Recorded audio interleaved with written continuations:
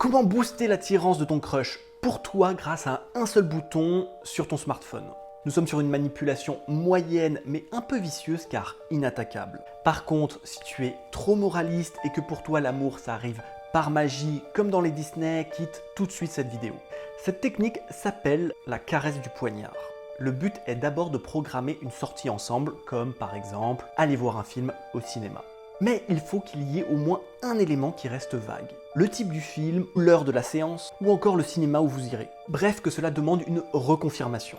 Sauf que 4 heures avant ce potentiel rendez-vous, tu ne donneras plus de nouvelles. Et 1 heure avant, tu éteindras totalement ton portable jusqu'au lendemain, 11 heures. Et tu vas envoyer directement à la personne des excuses parce que ton téléphone a pris l'eau, qu'il a dû passer toute la nuit dans une boîte de riz, que tu avais prêté ton ordinateur portable, et que tu avais donc aucun moyen de la contacter. Et que tu espères qu'elle a pu quand même rattraper sa soirée.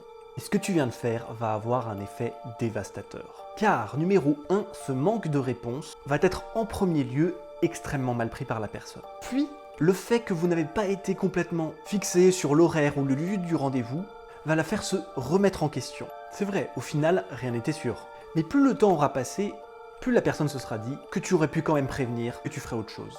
Et elle va passer une nuit à te détester. Car tu as touché directement son ego en lui envoyant le message indirect qu'elle ne valait même pas la peine d'être prévenue. Par contre, le lendemain matin, tu renverses intégralement la balance en faisant comprendre que tout ça n'était pas de ta faute et que tu la considères suffisamment pour t'excuser et lui avoir quand même souhaité avoir passé une bonne soirée. En lisant ça, elle va d'un coup se retrouver rassurée, sans vouloir de t'en avoir voulu. Et numéro 3, comme tous les ascenseurs émotionnels que l'on vit avec une personne, son attirance pour toi va être décuplée. Pour une technique en psychologie plus poussée et dans l'univers de la séduction, je t'invite à taper sur le lien de ma bio.